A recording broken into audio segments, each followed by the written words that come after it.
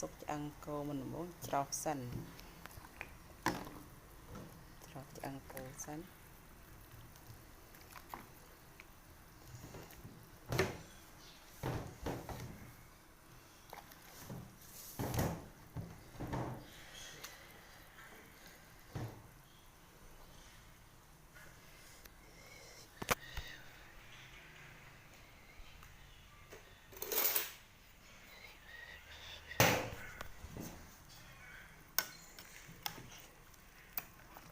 យើងដាក់ស្រោះសិនរួចចាំយកទៅឆ្ងោរ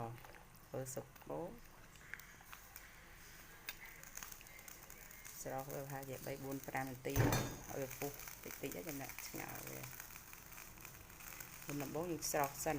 សោះហើយយកដាក់ឆ្ងោរយើងរបៀបធ្វើស៊ុបយើងអាំងគ្រឿងសិនគ្រឿងផ្សំវាមានខ្ទឹមបារាំងទឹកត្រី រំដេងនិងខ្ទឹមសរួចយើងអាំងវាឲ្យហើយមកធ្វើម្ហូបធ្វើស៊ុបគោបងប្អូនស៊ុបគោសាច់គោគ្រឿងផ្សំមានដូចជាការ៉ុតស្លឹកក្រូចសើចបន្លែក្លងកាគ្រឿងសិតពីកដល់នេះខ្ញុំធ្វើស៊ុបគោឆ្អឹងគោច្រោះរួចហើយរួចខ្ញុំអាំងគ្រឿងហើយរួចរាល់ហើយបន្លែមានគ្រប់មុខមកចាំរៀបរាប់ច្រើនបងប្អូនគ្រឿងផ្សំអំបិល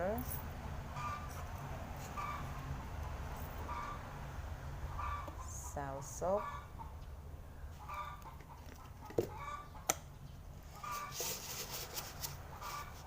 ចេក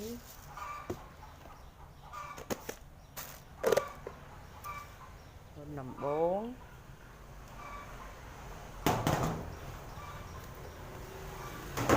ទឹកពុះហើយយើងបង់គ្រឿង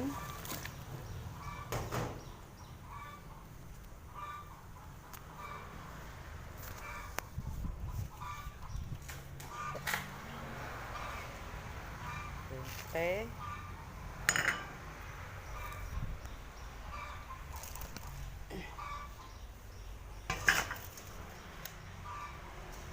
ទៀតពេលដាក់គ្រឿងគ្រប់ហើយយើងដាក់ស៊ុបគោមកខាងគោមក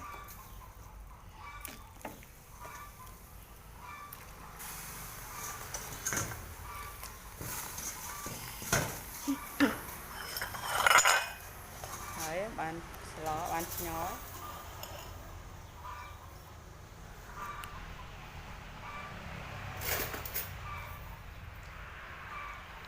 គេឆ្កោឲ្យថយមក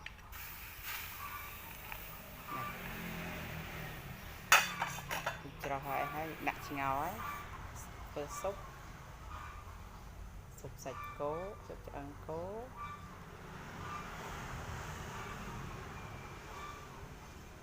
ប៉ុណ្ណឹងបានដាក់ឆ្ងោររួចរាល់ហើយបងស៊ុបគោឆ្អិនហើយបងប្អូនចិត្តល្មមហូបបានហើយមិនហ្នឹងហូបបានណាប៉ុន្តែតើអ្នកគេដាក់ធ្វើហើយហូបបានតែណា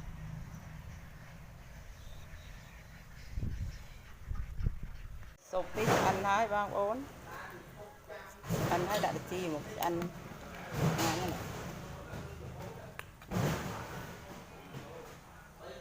បងដាក់គ្រឿងឆ្អិនណាស់ដាក់ជីហើយ